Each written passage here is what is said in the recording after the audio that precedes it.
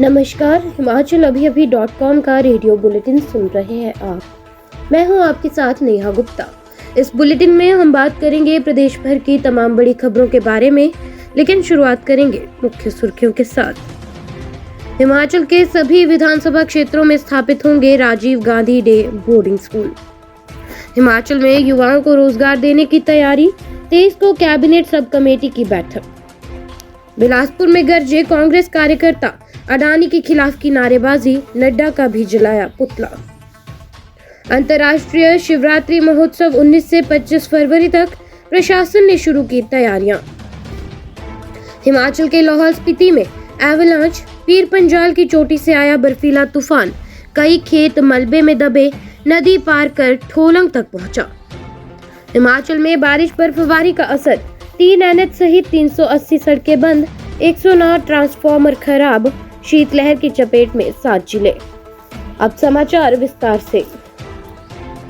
CM Sukhvinder Singh Sukhu ने कहा कि राज्य में विद्यार्थियों को गुणवत्तापूर्वक शिक्षा प्रदान करने के लिए प्रदेश सरकार द्वारा प्रत्येक विधानसभा क्षेत्र में एक Rajiv Gandhi model day boarding school स्थापित किया जाएगा। इन 68 स्कूलों में अत्याधुनिक तकनीक और उपकरणों की सुविधा उपलब्ध होगी। शिक्षा विभाग के वरिष्ठ अधिकारियों की बैठक की अध्यक्षता करते हुए सीएम ने कहा कि इन स्कूलों का निर्माण कम से कम 100 कनाल के परिसर में किया जाएगा। उन्होंने अधिकारियों को सभी छात्र हितैषी मापदंडों को ध्यान में रखते हुए इन स्कूलों के लिए भूमि चयनित कर निर्माण कार्य को समयबद्ध ढंग से पूरा करने के निर्देश दिए। हिमाचल की कांग्रेस सरकार ओपीएस बहाली के बाद अब युवाओं को रोजगार देने की तैयारी में है। हिमाचल में कांग्रेस ने विधानसभा चुनाव के दौरान सत्ता में आने से पहले अपने घोषणा पत्र में साफ वादा किया था कि कांग्रेस सत्ता में आने पर 5 लाख युवाओं को नौकरी दी जाएगी, जो हर साल 1-1 लाख का टारगेट रहेगा। गत 13 जनवरी को हुई कैबिनेट मीटिंग में इस मसले पर चर्चा हुई तो कैबिनेट सब कमेटी गठित कर रूपरेखा तैयार करने को कहा गया। उद्योग मंत्री हर्षवर्धन चौहान की अध्यक्षता वाली इस सब कमेटी की पहली बैठक सोमवार यानी 23 जनवरी को होगी। हिमाचल के जिला मुख्यालय में सीमेंट प्लांट बंद करने को लेकर कांग्रेस कार्यकर्ताओं ने अडानी कंपनी के खिलाफ जमकर रोष रैली निकाली और धरना प्रदर्शन भी किया। बंबर ठाकुर की अध्यक्षता में निकाली गई रैली में बीजेपी के राष्ट्रीय अध्यक्ष जेपी नड्डा का पुतला भी फूंका गया और जमकर नारेबाजी की गई। इस दौरान पूर्व विधायक बंबर ठाकुर ने कहा कि अडानी कंपनी ने केंद्र सरकार के इशारे पर ही सीमेंट प्लांट बंद किए हैं। उन्होंने कहा कि केंद्र सरकार सीमेंट उद्योग पर हुई तालाबंदी को लेकर गंभीर नहीं है, जिसका खामियाजा ट्रक ऑपरेटरों को भुगतना पड़ रहा है। शेष समाचार ब्रेक के बाद। आपके स्वास्थ्य का प्रहरी श्री बालाजी हॉस्पिटल, कांगड़ा, हिमाचल।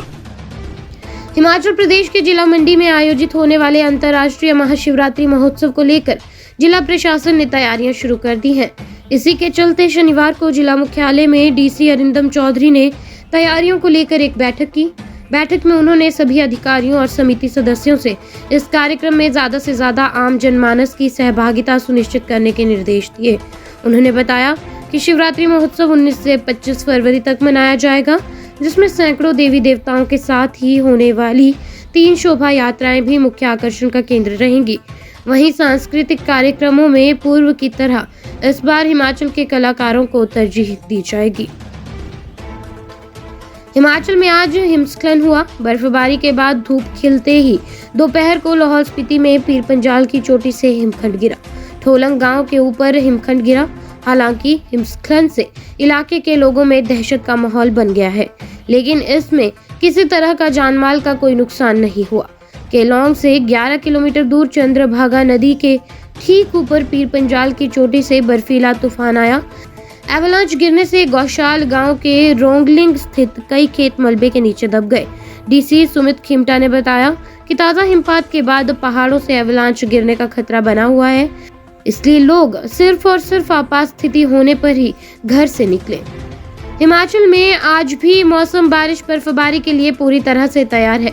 ऊंचाई वाले क्षेत्रों में रुक रुक कर बर्फबारी का दौर जारी है। बर्फ गिरने से प्रदेश के 7 जिले शिमला, कुल्लू, किन्नौर, लाहौल स्पीति, चंबा, कांगड़ा और मंडी शीतलहर की चपेट में आ गए हैं। इन शहरों के न्यूनतम तापमान में ही नहीं, यहाँ के अधिकतम तापमान में भी भारी गिरावट दर्ज की गई है। बारिश बर्फबारी से हिमाचल का अधिकतम तापमान 10 डिग्री सेल्सियस तक गिरा है। राजधानी शिमला का अधिकतम तापमान 13 डिग्री से गिरकर 4 डिग्री सेल्सियस तक पहुंच गया। सुंदरनगर का अधिकतम तापमान 18 से गिरकर 10 डिग्री सेल्सियस रिकॉर्ड किया गया है। रेडियो बुलेटिन में आज के लिए बस इतना ही। नमस्कार।